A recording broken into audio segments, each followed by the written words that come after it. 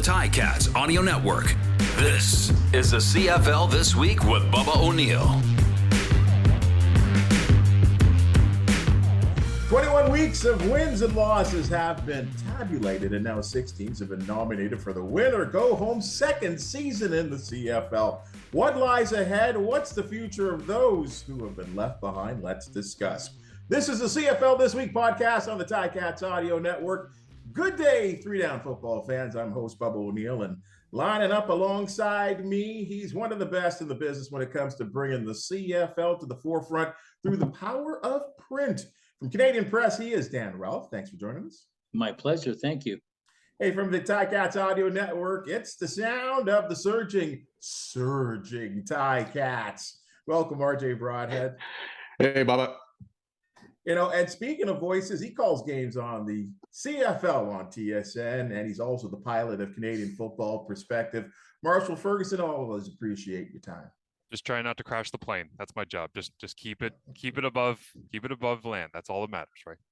Hey, Fox, lots to talk about, so let's chop it up. We'll start with you, Dan, right off the top. Looking at those Hamilton Tiger-Cats 2-quarterback system, I guess in essence, 3-quarterback system used in their regular season finale and that victory in Ottawa. But there was some interesting things that we did see. So I'll ask you this question in terms of quarterback play. Who gives the Tiger-Cats their best chance to win the East semifinal at Montreal? Dane Evans, Matthew Shiltz, or a combination of both? A combination of both. I think Dane starts, but I think he has a very short leash because it's playoff time, and you don't have the luxury of being able to wait a quarter, because if you do, then you find yourself behind even more possibly. So no, I think it's Dane starts, but Matt comes in at the first sign of trouble. Marshall, you know a little bit about quarterbacking. Your thoughts? I mean, it has been an up and down season for both men. Yeah, no doubt. My overarching thought on this is that it is both, but it's less so in the sense that Dan is talking about where it's a short leash. Like, I don't view this as Masoli going into the East final last year in Toronto, where if he's not showing it, you got to pull him. I view this more as Shiltz has real value to Hamilton's offense. And I honestly have been impressed with his ability to throw the football this year. It's been better than I thought that it would be when they signed him in free agency. But for me, it's 80% of the snaps, I think, is the number that I would say should go to Dane. 20% should be allotted, I would think, to Shiltz. And of those 20%, I think about 75% of them, so maybe 15 maximum percent of the snaps total in the game should be Shiltz' run game, because it's worked against Montreal earlier this year, and he can also play off of that because Condell's going to have something special in the game plan in a playoff game on the road, whether it's the double pass stuff, 2 quarterbacks in the ball game, a reverse to Shiltz where then he can throw, or whatever it is. And I just feel like Dane is going to be the one that's actually going to win or lose the football game for them, but Shiltz has to be involved because he does add value to the team. RJ, that's been sort of the scenario that has worked, I think, in the whatever victories have come, except for the time when Dane Evans was injured, all 3 guys involved. Yeah, and it's always better to have 2 number ones than no number ones. So it's a good problem to have, and there's no doubt the coaching staff is discussing it. I do agree with Dan and Marshall that Dane Evans will start. However, it does depend on his health, and we all know Coach O. We're not going to know about Dane's exact health until closer to Sunday, but that thumb was heavily wrapped. He was seemingly favoring it at times during that game, but he's played in the playoffs. He's played in a Grey Cup. He knows how to win the big games, but Matt Shiltz has proven he can start. He makes good decisions. He plays fast. There's a lot to like, and no Tim White last week, so not having him in there, and you can't put too much stock on last week's game, but it was good for Matt Shiltz because he was gone for about 2 months, and he got a chance to go in and prove that if needed, he is available. So my guess is if Dane Evans is healthy, he's the starter again. If it's not going well, I don't think we know Coach O won't hesitate to go to Matt Shiltz. And pretty interesting, where Matt Shiltz was the starting quarterback for the Tiger-Cats in their only win against the Argos. And he lost to Montreal by a point in Montreal as the starting quarterback on a last play, David Cote, 48-yard field goal. Mm-hmm. And he's scored in the first quarter of every game that he started, a field goal and a couple of touchdowns. So when you look at the opponents that the Tiger-Cats have to beat, Matt Schultz has had success against the Argos and Montreal. And the one win against Montreal that the Tiger-Cats had, it was almost a split between Dane Evans and Matt Schultz. We saw both guys. So to answer your question, I think Dane Evans, if healthy, does get the start, but I would not be surprised to see Matt Schultz. You know, and it's interesting. I've had someone, he was a fan, I'll say, that tell me this, Dan, and tell me what you think about this. That when the Tiger-Cats offense, at least this year, I'm not going to talk about last year because last year was a different scenario. At least this year, when Matthew Schultz is running the offense, there seems to be a calmness about it. But when Dane is running the offense, there seems to be a wildness to it. And I think that's based on a lot of those early season turnovers. Your thoughts? I just think when Dane's in there, there's always the big play. I think he'll go downfield. He's not afraid to go downfield. He will go downfield, and they will go downfield with him. Maybe with Matt, it's more controlled. Maybe it's more contrived. Maybe it's more of a, as Marshall had said, that there's more of a run, more an emphasis to it. I don't know. That's interesting. I hadn't really looked at it that way. But I do know that, when there's a ball to be thrown downfield, Dane's not afraid to do it. And that's what I'm wondering with on this weekend. If his thumb is bothering him and he can't grip the ball right, excuse me, then maybe he can't throw the deep ball. And maybe, that's what I mean by a short leash. Not short leash by the fact that he's not going to play well, but a short leash, the combination of that and if that thumb bothers him. But yeah, that's interesting. Maybe I could see that. I could see it because I do know that they do like to go downfield with Dane. He's not afraid to chuck it downfield. And I think Matt has the arm to do it, but I think it's more of a controlled offense. So, your fan probably is bang on. Marshall, is that which is the better way to attack the Alouettes secondary? I would challenge them vertically. I was just pulling the numbers here really quick. The snaps that Dane has taken this year, they've been 69% called pass plays, and for Schultz, it's been 65%. So there's not a huge split between those two. It's closer than people think, and a lot of that plays in because when Schultz got dinged, he was out for a little while, took away the run game package, which he was just kind of being interspersed with. And then also, as RJ talked about, in Montreal on the road, like he came out and threw the ball all over the place and played at a really high level. So I think when I look at, doing the Montreal-Toronto game this past week for TSN, I'm not super convinced on the back end for Montreal. When I was looking kind of head-to-head with the defensive backfields, I wrote an article this morning on who has the advantage in each positional group.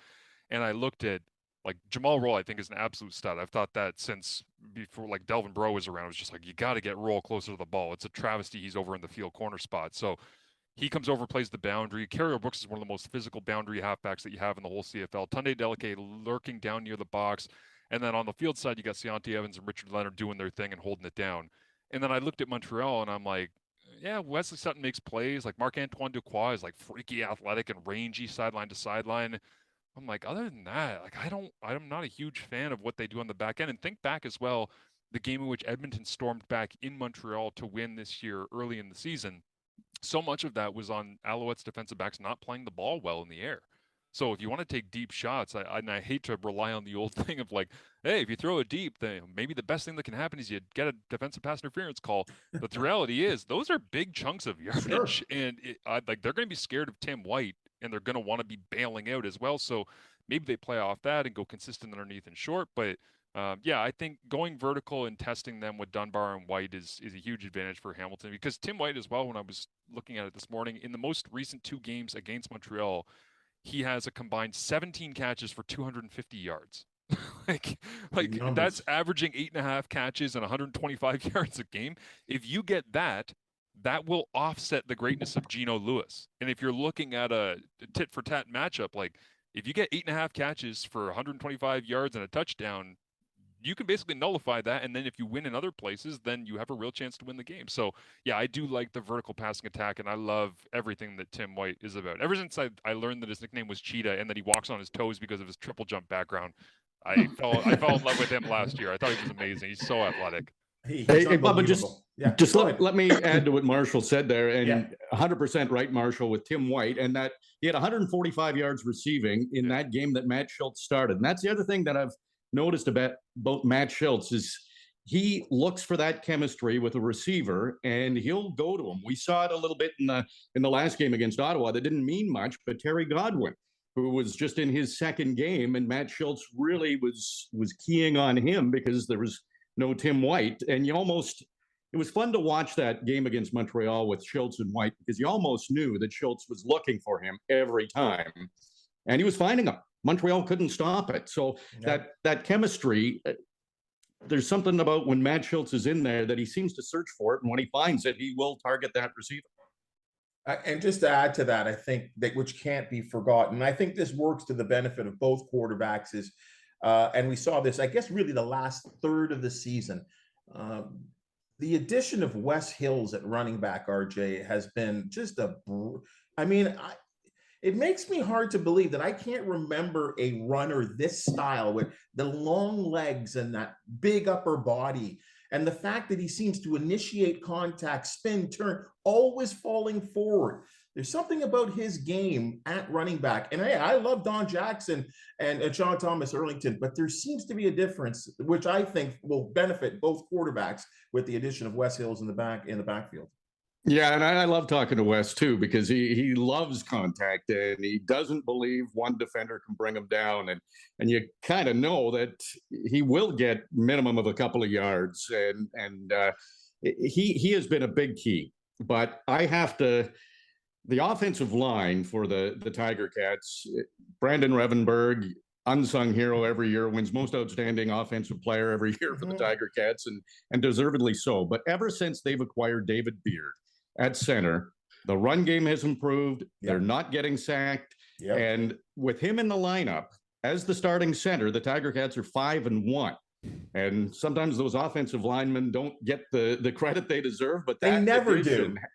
It's been huge. It's been huge adding David Beard to that offensive line at center, and you never see a bobbled snap or a poor snap, everything stuff you don't think of in a game until it happens. And then it's, oh boy, that was a bad snap by the center, or a blown, defensive player got right through the line. You're not seeing that anymore ever since they've added David Beard. So yes, Wes Hills has been excellent, but the offensive line has really shored up since earlier in the season. Marsh? That's the weirdest trade of the year. I'm just going to say that first and foremost. Like, I have no idea what on earth Edmonton and Chris Jones was thinking by looking, in all respect to Jesse Gibbon, but looking at David Beard and being like, yeah, we don't need that. It's like, sorry? like you look across the CFL, it's like, no, you need that. Everybody needs that. Everybody wants that. So it was that was an unbelievable one. When I was talking to Derek Taylor from CJOB about that, we're texting each other going, do you understand this? He's like, no. I'm like, is it a money thing? I'm like, I don't think so. We couldn't make any sense of it. So Hamilton, that's a steal, 100%, being able to get David Beard, to RJ's point. But West Hills, I actually think the running back conversation is the most difficult one to parse going into this East semi, because Sean Thomas Erlington has forever played the role of underappreciated, underutilized Canadian. If you look at EPA, which is what all the analytics nerds love to use in terms of like what a player is actually giving their team per touch, he's always one of the highest in the league. Yep. And yet he doesn't get more touches. And I'm not saying he's going to go into Montreal and he's going to get 20 carries, but you'd love to see a little bit leaning that direction. But how do you give the ball to him when Hills is going the way that he is and Don Jackson has the potential to be as explosive as he is and catch the ball out of the backfield? I do know this, that I think is kind of an interesting subcurrent that not a lot of people realize. Wes Hills last year went on the injured list because early in the season, there was a crackback block on a special teams play where Montreal went low on him when he wasn't even looking. And Hamilton was pissed because they wanted to get Wes Hills on the field last year more consistently. And that threw his whole season out of sorts. What we're seeing now was supposed to be last year for Wes Hills on this roster. And that injury in Montreal basically nullified that. And so to see him going into Montreal, having a potential to carry the rock consistently and get after it and be physical and all these things we're talking about, I think there's a tremendous opportunity here for him to have a great game. But the reason I say this is the most difficult positional group to parse is because when Christophe Normand was released from the Alouettes, they stopped being a fullback-oriented team, which Trevor Harris has always found comfort in. To try and make up for that, they've gone with 6 offensive linemen at various times in Montreal. They've gone with a 2-back set where they've rotated either Antwi, Fletcher, or now Stanback in. They keep 2 of the 3 of them in. I think you're going to see a ton of 2-back for Montreal this week. Anthony Calvillo is going to throw it back to the mid-2000s, and I think they're just going to rotate those 3 guys, and they're going to use them in a bunch of weird and different ways. But in order for Montreal to have success in the running game, at some point, William Stanback has to look like William Stanback. And at this point in the season, Wes Hills looks more like William Stanback than William Stanback looks like William Stanback. And that's what I find to be interesting about this is, can Wes Hills be a singular dominant force when I think we're just going to get like 6 carries per guy from Montreal, and they're going to spread the ball to all 3 of them. All right, guys, let's change gears and go from Hamilton to Van City. I think we were all watching. There was certainly no bigger storyline in the Canadian Football League all season long than the emergence of Nathan Rourke, the refined rookie out of Victoria or Oakville, whoever you cheer for. And, that has been a point of contention this really year. Who gets to claim the kid? You know what I mean? It's been a fun one here. So I'll say Oakville, Ontario, just because I did a high school football game. I visited play-by-play, so I'm claiming Oakville. What are your thoughts about his return there, Dan? I mean, short little sample size. I'll have to use that phrase. And, but due to that foot injury, we talked about short leash. Will he be on a short leash in the West semifinal against Calgary? Yeah, I would think. I mean, he was on a 1 quarter, a first half leash. You know what? I think what he'll bring to the Lions is much more than what he'll bring under center. I mean, he obviously the first 9 games of the season, I don't think there was a better quarterback period in the league. I think he brings he'll bring a lift to his offense. I mean, speaking with Dominique Rhymes last week, and he just basically reiterated what the other receivers felt, is that you have your offensive leader back. You have a guy that that you won with earlier in the year. Now, is he going to be 100%? Probably not. But I would argue that I think 70% of Nathan Rourke is probably better than anything they have right now. They went 4-4 without him. Kudos. And I think Vernon Adams is a good guy to have waiting in the wings. I just think that the lift that Rourke brings will be interesting to watch going into the playoff game. And I keep saying everybody's on a short leash, but I think in the playoffs you have to be on a short leash because you don't have the luxury of time, because if Nathan struggles, then you can't afford to be down by 7 or 14 or even 21 before you make the change. So I think he'll give them a lift. I'm curious to see how much of the Nathan Rourke we saw this season is this the Nathan Rourke we see this coming week.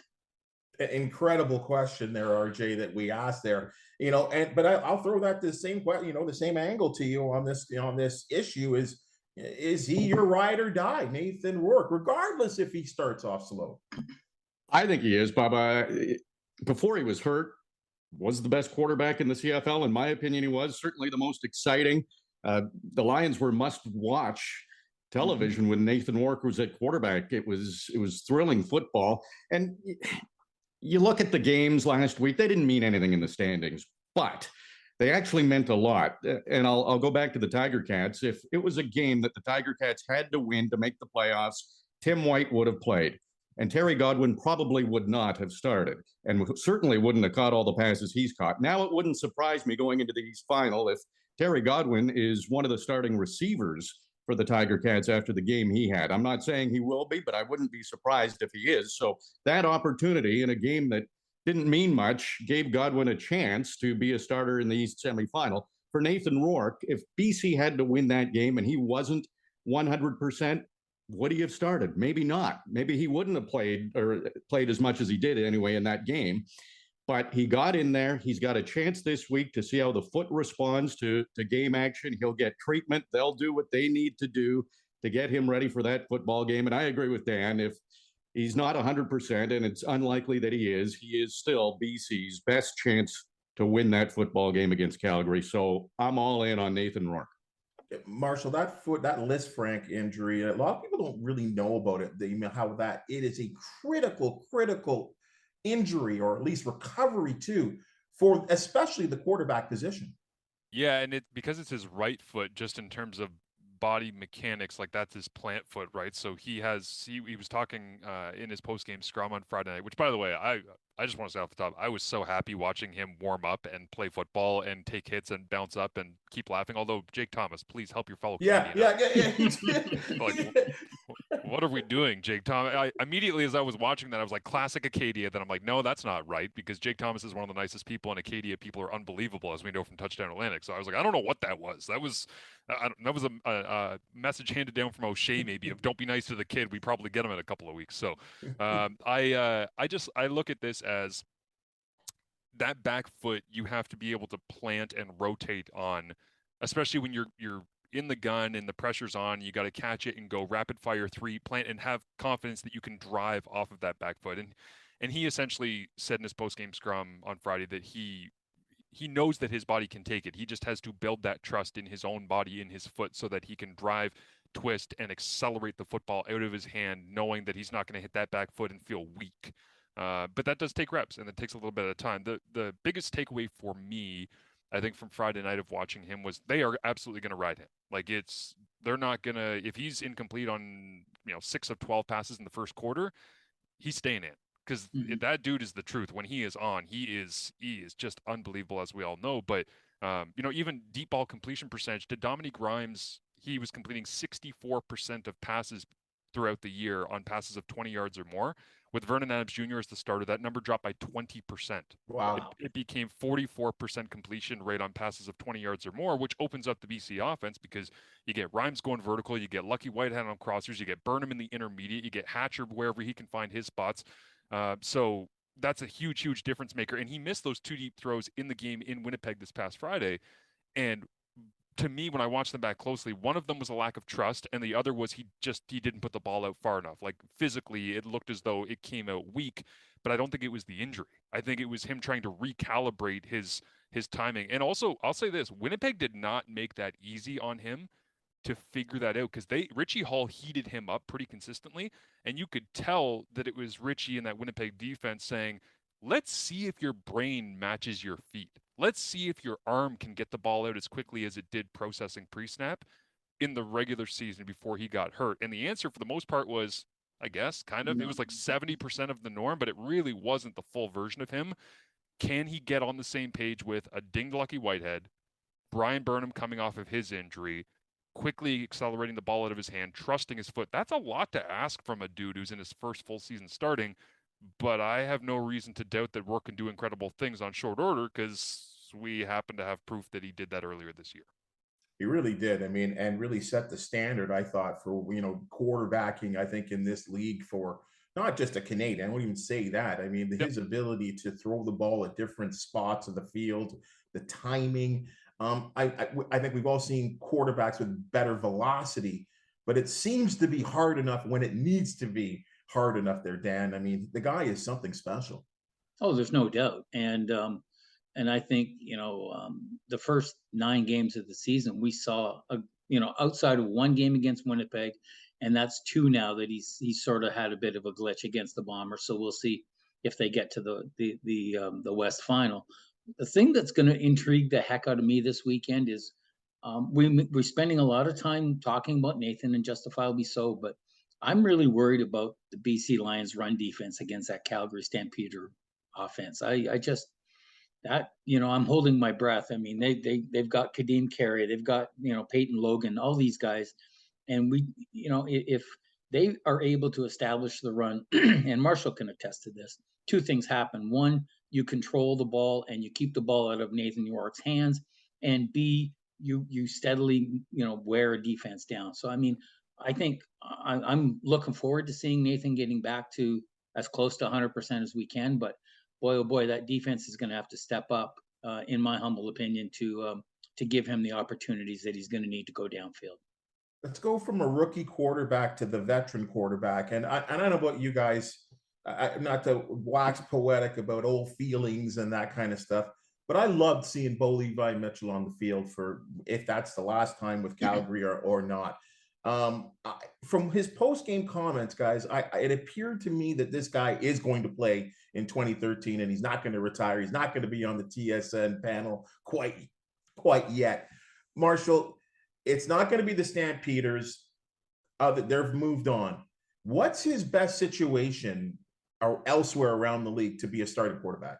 It was surreal to see him waving goodbye at McMahon in a year where he became the Stampeders' all-time leading passer in yardage. Like, that was the biggest thing to me. Was I felt like I was living in an alternate universe where there was like 5 years of separation where it's like, wow, he's really dropped off a cliff in these last 3 years. And it was like, no, that was 2 months ago that he became, and he was like being celebrated at McMahon. Like, you're the guy. Just kidding. You have to go sit on the sidelines now. So, I mean, things happen fast in the CFL, as we know, and quarterback transitions can happen really quickly. But I was actually sad, to be honest with you, watching that video of him waving goodbye and even doing my game tracking where I'm going through Calgary, Saskatchewan, and I like copy and paste, from the game file number 19, and then I write out his name, Mitchell, Bo Levi, and I copied and pasted. It was like 6 snaps, and I'm like, oh my God, that's the last time I get to put like Bo Levi Mitchell in Calgary in those red and white letters attaching him to, I thought maybe selfishly ego, but I was like, how many snaps have I done of this guy with this team where I've like assessed where he's at with this offense, and it's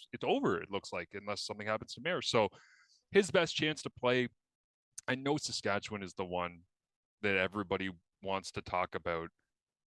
I don't think Bo wants to go to Saskatchewan. I'm just going to be honest. And I don't know that. I haven't talked to him about that. Please, if you're in Saskatchewan, you're a Riders fan, don't kill me for that. It's just you guys in Saskatchewan that are listening to this, you have actively made that man's life, or attempted to, hell for a decade. Mm-hmm. If somebody tries to make my life hell for a decade, I'm not going to go try to help them win a Grey Cup. That's just, I don't know. I'm too proud of a person. You know what, though, Marshall? We saw Brett. I know it's a different league, but same Minnesota, mindset. Yes. We saw him go from Green Bay to Minnesota. Yeah. That's all wrong. And he actually had his best statistical season as a member of the Vikings. But I would argue that is a man with no morals who will take money doing anything, as we've learned this year. So if you're going to steal from a welfare program, you might as well steal from the Vikings. Would be my assessment of that situation. But either that or Coppertone or whatever the heck he was putting on his elbows to try and make his career last longer. But I look at Bo's opportunities, and yeah, they're limited in the CFL. Like, you got Zach locked up, you got Cornelius is in Edmonton, and I don't think Bo necessarily would go and play for the team up the road in Alberta. BC, depending on what happens with Rourke, VA is already there, and you would have to think that if Rourke got an NFL shot, that there would be a VA extension that would be coming, because they'd want to build around that, especially the way he throws vertical with Rhymes there and Burnham and Whitehead. So then you start looking at the East, and then you're like, well, could it be Ottawa? Like, are they locked in on Arbuckle? I don't think so at this point. Have they made a commitment to Evans or Tyree Adams? No. So that's one of the few chairs that could actually move in this game. And I don't know if Jeremiah won't be happy about that. Well, that's true. Yeah. So Jeremiah is there, but I'm thinking more in terms of like, if there were interest from a franchise, would Sean Burke be dedicated to Jeremiah at this point? Give him another year, given the circumstances?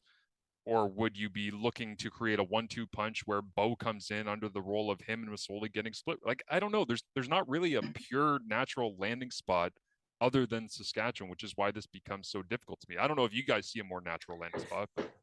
Yeah, I would agree with that, Marshall. And what you said about Saskatchewan, it probably wouldn't be the team that Bo Levi Mitchell would be. I'm dying to go play for the Rough Riders because he's had so many battles against them, but we know in sports that money talks, and if that's the best contract and he can revive his career and get a few more seasons, I think he would go there. Edmonton, who knows what Chris Jones is going to do.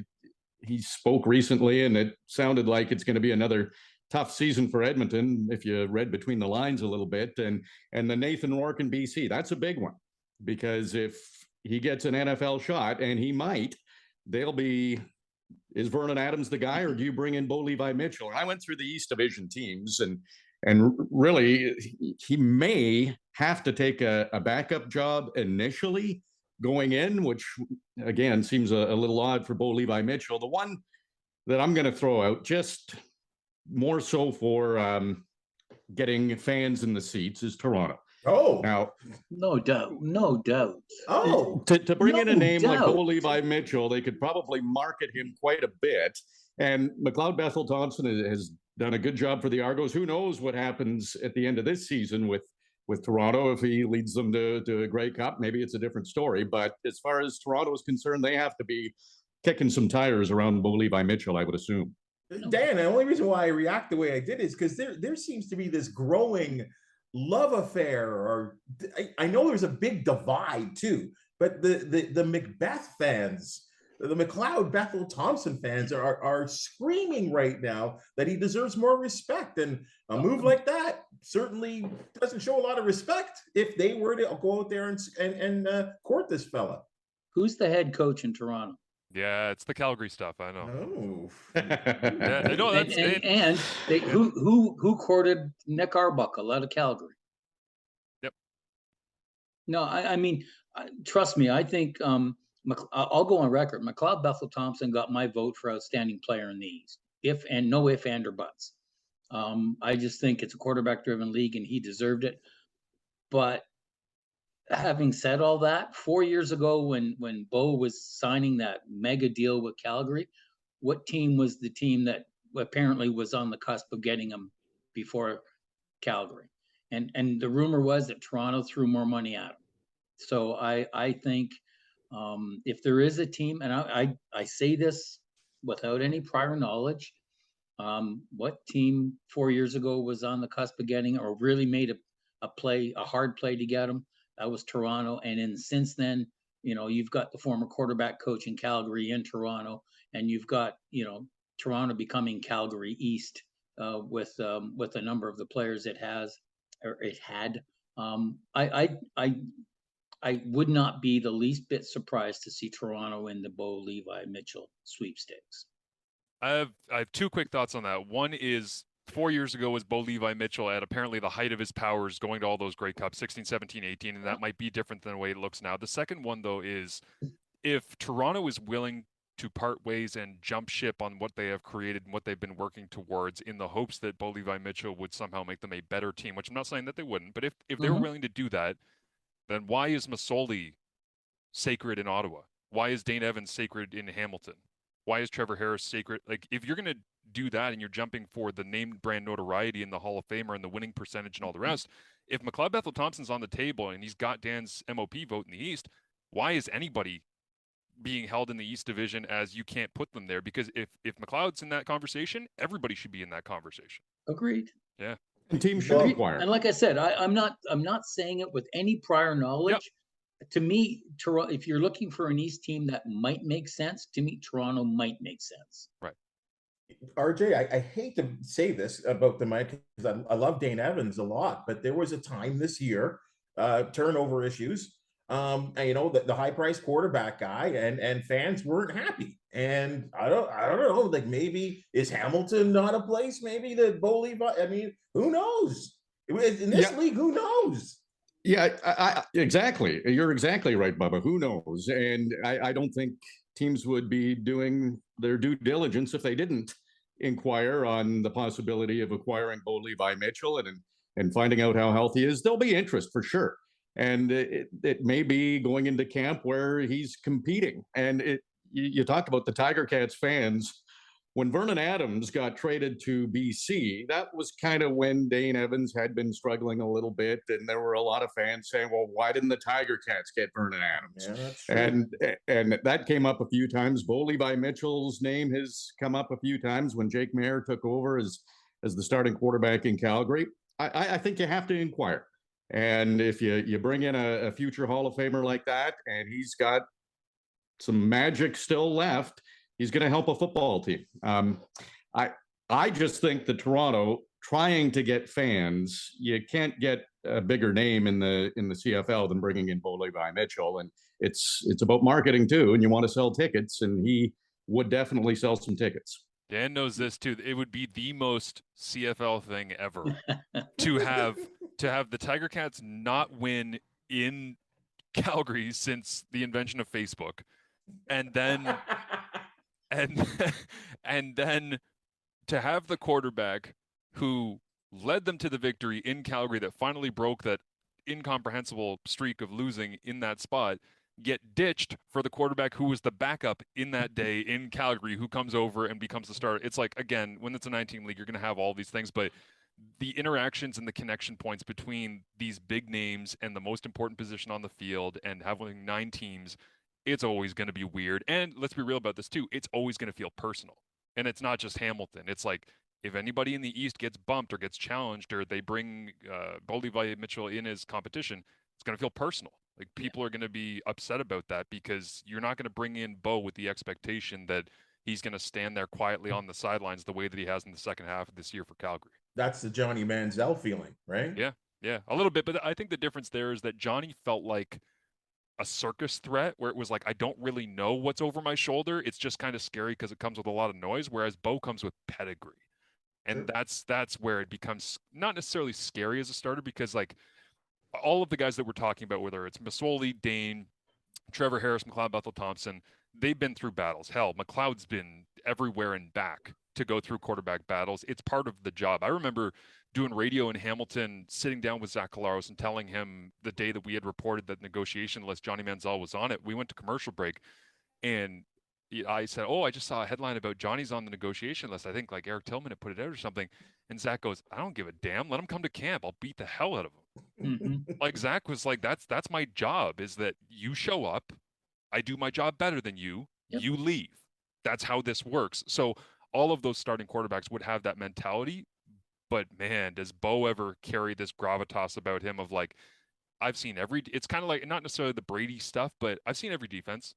I know every coordinator. I know what they're giving me. I give you a chance to win every football game. And to your point, Bubba, about Hamilton being frustrated with Dane Evans and the turnovers this year, I was there for TSN calling the game where Peters had the 3 interceptions on Dane, and he just was not seeing it at all. And then 2 weeks later, I'm calling Calgary in Toronto. Guess who wasn't seeing it at all and got pulled at halftime and did not become the starter once again? Levi Mitchell against that Toronto defense that has now won the East Division in the regular season. All right, guys. I think with the exception of the Winnipeg Blue Bombers, every single team have had these ups and downs. And I mean, now that the regular season is complete, RJ, what's been the best surprise for you and the biggest disappointment league-wide? I mean, league-wide's here for you guys. Oh, wow. The biggest surprise. This is Bubba's trick or treat question, by by the way. Yeah, no kidding. No kidding. Yeah. Just let me go through a whole season in a second in my mind here. Well, one should stick out, I would think.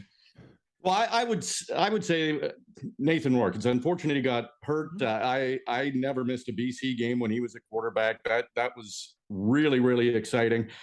I also think, sports it's the original reality television, and we're on the Ticats audio network right now. Hamilton's season, losing the first 4 games, all kinds of injuries, a real roller coaster. We talked about Dane Evans. Some of the fans would have loved to have gotten rid of him, and he's redeemed himself and probably will be the starter in the East semifinal. And for them to put things together late in the season and make the playoffs, that's been so exciting. I would say Saskatchewan is probably the biggest disappointment, and I'm from Saskatchewan. I think you all know that. And being the host of a Grey Cup, we saw it last year with Hamilton in really a COVID season, but there was pressure on the team.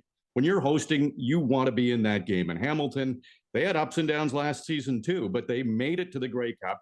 And for Saskatchewan to not even make the playoffs, it hurts my heart a little bit, because they mean so much to the province of Saskatchewan, the Rough Riders do, and for them to have the finish that they had, losing their last 7 games and after a 4-1 start going 2-11, that's a disappointment for me. Dan, to you. I would say Nathan Rourke would probably be a surprise, a positive surprise.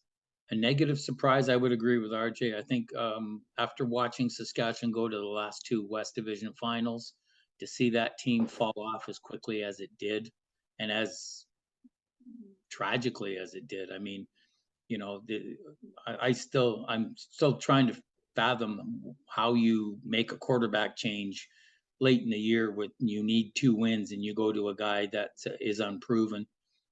That I don't understand. And I'm also surprised. I had Hamilton winning the East going away. I really did. And to see them, make the playoffs, but as a number 3 seed with the record that they have, that surprised me a lot too. Marshall, do you?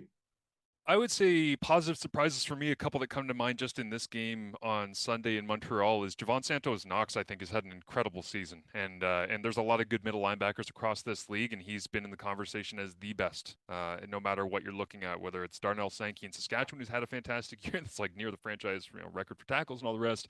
Jameer Thurman has been incredible in Calgary. Jordan Williams is doing his thing in BC. Micah Awe has fit in nicely with Montreal, but Santos-Knox is right there with everybody. This one might not necessarily be a surprise, but I think I'm still surprised by his greatness. Geno Lewis has been an absolute freak this year.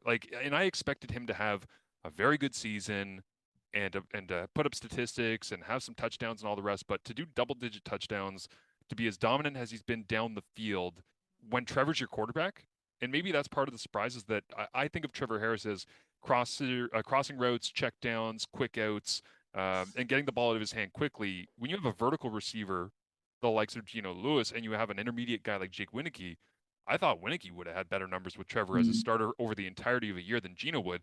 But that Montreal offense has essentially become Trevor's going to do Trevor stuff, and then 2 or 3 times a game, we're just going to chuck it up to Geno and see what happens. And 2 or 3 times a game, Geno makes a play that makes you go, okay, that's a cheat code. That doesn't make any sense.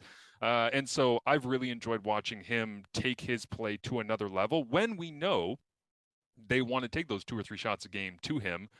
And Mark Washington is going to have a game plan for that this week. And I still don't know if you can stop it. That's just kind of where he's at this point. I would say in terms of disappointments, just to bounce around the 3 non-playoff teams, Cody Fajardo's deep ball process, I don't care what the numbers say on completion percentage on 20 plus, 30 plus yards in the air.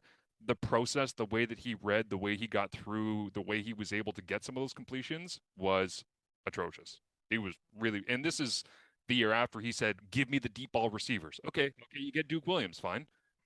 It didn't make a difference. It was still, the process was not there. Edmonton, that run defense, that was shocking to me that Chris Jones comes in, acquires a bunch of personnel, drafts people that he wants to put in positions, and they couldn't stop anybody. They were giving up huge numbers on the ground the entire year. It wasn't just first half, second half, chunk near Labor Day, end of the season.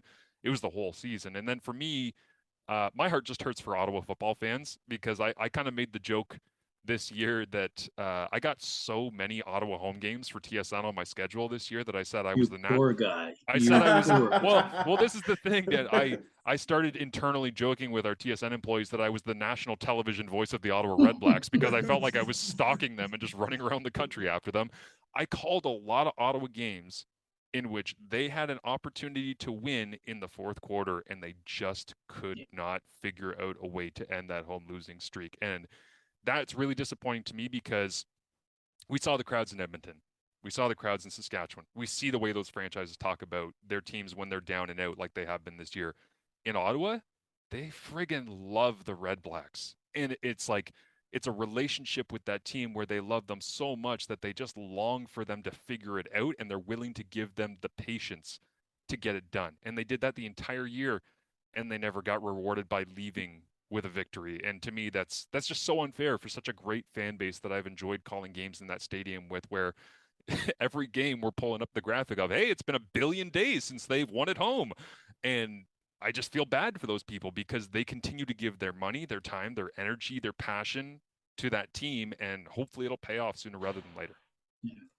I guess I'll just throw in quickly here. I think we're all around unanimous that Nathan Rourke was probably the best surprise of the year. I don't think any of us saw him doing what he did, at least for those first part of the season until he got hurt. I will say I will throw in Dalton Schoen. I was going to mention. Yeah. Nobody saw that coming. Well, it's just, I mean, we shouldn't be surprised because Winnipeg's ability to plug and play, no one does it better. But I mean, he just stands out as a rookie receiver doing what he did. And I need to get, Marshall, Ferguson technical, whether it's short, intermediate, long, go up and get it. The guy is unbelievable. And boy, if I'm the National Football League, I know we're talking about Rourke. I'm having a look at this kid too, because this guy's a special guy. And the biggest disappointment to me, aligning with Marshall here, but in a different city, is Edmonton. I'm an old man now, and I go back to the days of Edmonton being the city of champions, and to see that team cannot win a game at home. I mean, we're going on 3 years now, 3 seasons, sorry, like that, amazing to me. And to see the dwindling fan base, and they went out and made the name change. And again, I guess maybe we shouldn't be knocking other franchises on the Ticat audio network, but I think the wins and losses speak for themselves. And you got a guy like Chris Jones that maybe he's going to turn things around. But boy, the fact that they can't win a game at home and give their fans something to go home and be happy about is shocking to me. I'll say this just quickly about Edmonton. Something that I think Chris Jones took a lot of flack for, as he did a lot of different things this year, was the end of season where he did the radio interview and said, the football operations cap really hamstrung us and we weren't able to have people on. Part of the reason a big reason for the football operations cap was Chris Jones. Because when he was in Saskatchewan, they had a coach who was on the staff that was listed as a defensive pursuit angle coach. Yeah. And it was just like he was hiring his dudes from back home to just do stuff and be on staff. And I remember Coach Sal talking to me one time before a Riders game where we were actually talking with Mark Mueller's dad, who's the spotter for TSN out in Saskatchewan. And he said, like Jones has got a whole bunch of people from back home and he's got them on staff. And Coach Sal just said, if this league has any financial trouble down the road, it's because of that model. They realized that. They put that in. Now, that being the caveat, you also ended up having a year where you pay Scott Milanovic a heck of a lot of money. He doesn't coach for you because of the COVID season, then he leaves. You end up having the Jason Moss farm where you got to pay him out. That goes against your football operations cap. You end up getting rid of Brock Sunderland, Jamie Elizondo. That goes against your football operations salary cap. Like, what he said was not a lie. But it's kind of ironic that the dude that was the reason the football ops cap came in is like, hey, we're really not in a good position right now. It's like, well, you signed up with this team knowing what the football ops cap was going to be. So that's convenient, but you created the monster for which is now attacking you. Smart as a coach, keep expectations low. When do coaches get fired? When the expectations are high and you don't meet them. So he's put them at the bottom of the barrel, the expectations going into next season. So he can only be praised if the Elks are able to be a better team next season. I thought you were going to say he can only sign Levi Mitchell from here. Well, that would be a story, and I wouldn't doubt they'll look into it. But Levi Mitchell going from Calgary to Edmonton, but money talks in pro sports. All right, guys, last question here. Thanks for participating on my fun little off-speed pitch there. So thank you for that one. Hey, your division semifinal winners are Dan, Ralph, and a quick reason why you picked each team. I don't know. I kind of like the road teams this weekend. I'll take Hamilton to win in Montreal because I'm not sold on the Alouettes just yet. And I think that this, I don't like Hamilton's road record, but I think winning in Calgary when you absolutely, positively, unequivocally had to me shows that they can win. They can win in a hostile environment. And I just think that there's something about Montreal that brings out the best in the Ticats. And I'm not sure about Montreal at home. Out east again, or out west rather, like I said, I love Nathan Rourke. I love the story. I like the fact that Brian Burnham is supposed to come back and the gang is back at the receiving corps, but I still think Calgary has the ability to run the ball. And if Jake Meyer can run and throw, I give them better than a puncher's chance. So I'll go with the two road teams this weekend. Marshall, you've called games for all four of these teams. Your thoughts? Hamilton, because I believe Dane Evans, despite the struggles of this season, is a true gamer. I think when it is on the line and you need it, that guy can go and get it for you at various points. Trevor Harris, I feel like in this game, honestly, could go 40 of 42 with 2 drops and they could still lose. It's what he does. It's what he does against Hamilton. And it's what he does in the Eastern semifinal. If you go back to Yeah. 2018 against Hamilton, crazy high completion percentage. He has like whatever many touchdowns, but those throws were all near the line of scrimmage. Yeah, was it 6, Dan? Yeah. So he has 6 touchdown passes, but if you look at yards in air versus yards after catch, it was all after the catch. It was all guys running away, long touchdowns. Then you go into the 2019 East semifinal. He goes into Montreal as a member of Edmonton, does the same thing. 3 incompletions, whatever it was. He can complete every single pass and still throw for 200 yards. Like, depending on what the tackle and the rallying is of this Hamilton defense. And the 2 things I'll say about that in the East is Javon Santos-Knox was a member of that Edmonton team. He's had a sensational year I mentioned. He went in as a member of the crossover Edmonton team into Montreal in 2019 and helped them get a win in Montreal in the playoffs in the Eastern semifinal. So he's been in that environment before. He knows it. Dane Evans has gone head-to-head with Trevor Harris in the 2019 Eastern final, albeit in Hamilton. He went head-to-head against him, and a couple of explosive plays down the field was the difference to get Hamilton into the Grey Cup. So for those 2, your middle linebacker, your quarterback, they have that experience. In the West, I love Nathan Rourke like he's my son. I'm not gonna pick against Nathan Rourke. I don't give a damn who's on the other side. RJ, is it that cut and simple for you, RJ?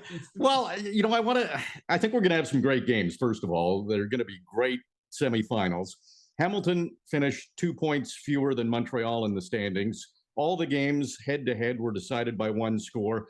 In that first game, Hamilton won by 7. And think back, that's when Trevor Harris, on the last drive of the game, looked fantastic. And he was hit by Stavros Katsantonis. It was a roughing the passer penalty.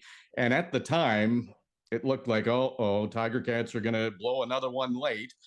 The injury spotter pulled Trevor Harris out, and Dominic Davis came in, who had thrown 2 passes to that point in the season and wound up on the last play of the game throwing an interception to Cam Kelly. So that one, it was Montreal had all the momentum, but Hamilton won that game. And then the second game with Matt Schultz at quarterback, Hamilton led by 2, and then David Cote, last play of the game, hit a 48-yard field goal. That's not a gimme. And so Montreal wins by a point. And sorry, RJ, wasn't that just before Seth Small hit a career-long 55-yard field goal? Like the last 95 seconds were insane. Yeah. And then the final meeting, Montreal won by 7. Hamilton was moving the ball, and Keandre Smith, who hasn't had many opportunities since this play, made a catch, and he really tried to extend it, wound up fumbling on the Montreal 34-yard line, and Montreal recovered and was able to run the clock out. So all very exciting games that went right down to the end, and I do think Hamilton's in a good spot right now. They don't have every team wants to finish in first place and get that bye, but you'd also like to be the hottest team going into the playoffs, and there's no doubt the Tiger-Cats are that with 4 victories. So I like them beating Montreal. In fact, they beat every playoff team in the CFL this season, except for BC. They only played them once. They lost by 5. It was probably Nathan Rourke's most unentertaining game of the season. Yes. It was a 17-12 game. It wasn't a lot going on for either team in that football game.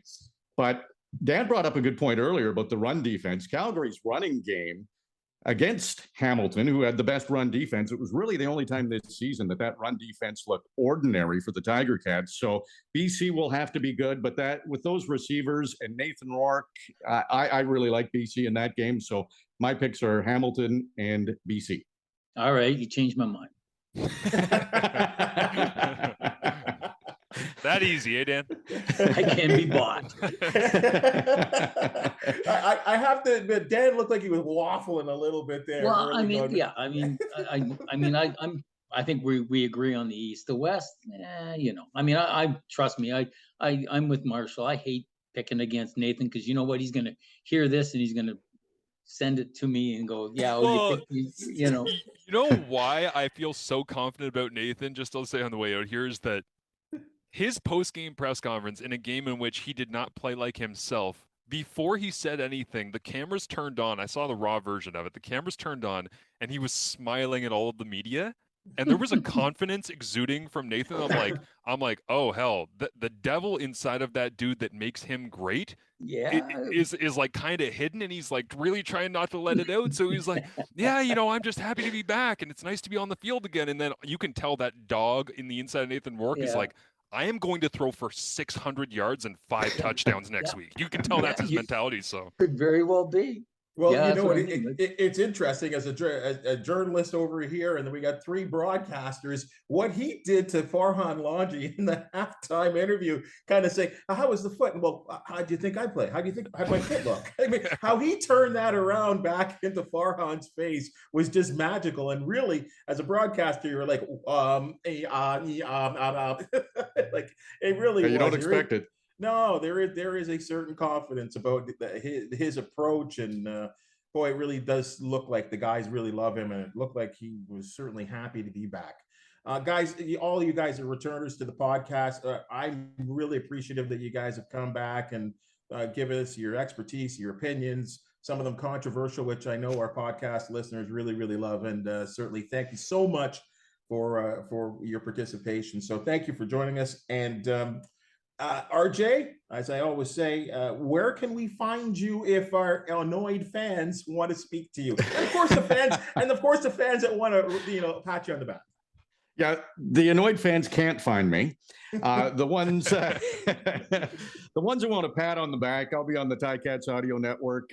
Luke Tasker and I on Friday will get together for Ticats this week, and we'll set up the East semifinal on Sunday. And of course, Luke and I'll have the call for the East semifinal with the Tiger-Cats in Montreal. And if the previous matchups are any indication, you don't want to miss it. It'll be exciting. Marshall, the fine fans from Regina, they're looking for your, Twitter address. They have some words for you. Yeah, here, my phone number actually is 905. I'm at TSN_Marsh is where you can find me. Most people will be happy to know I'm done doing TSN games for the year. But I will be calling the Yates Cup, which I'm very excited about, coming up in a couple of weeks here. And I've got playoff coverage at CFL.ca from now all the way through until Grey Cup Monday, I guess, is when we'll be having our final analysis of whatever goes down in the big show in about 3 weeks. Nathan Rourke just gave me a text here, Dan, looking for some support for his fan club. At MarshallFerguson.com. That domain has been taken. I'm sorry. That's how do we contact you there, Dan? Thank you. At Dan Ralph CP on Twitter. All right, fellas. Thanks so much here. Folks, again, we all kinds of coverage for the Tiger-Cats game leading up to the big game on Sunday. Content all week. RJ will be working very, very hard for his paycheck this week. I can guarantee you that. Again, thank you so much for joining us, folks. This is the CFL This Week. You know where to find us on all your favorite podcast catcher, YouTube. Like, subscribe. Tell us what you like. Tell us what you don't like. It's what we love to do, and that's talk 3 down football here on the Ticats Audio Network. This has been the CFL This Week. I'm Bubba O'Neil. We'll see you next week. The CFL This Week with Bubba O'Neil. Subscribe, like, and get the deepest takes on Canada's game every Monday.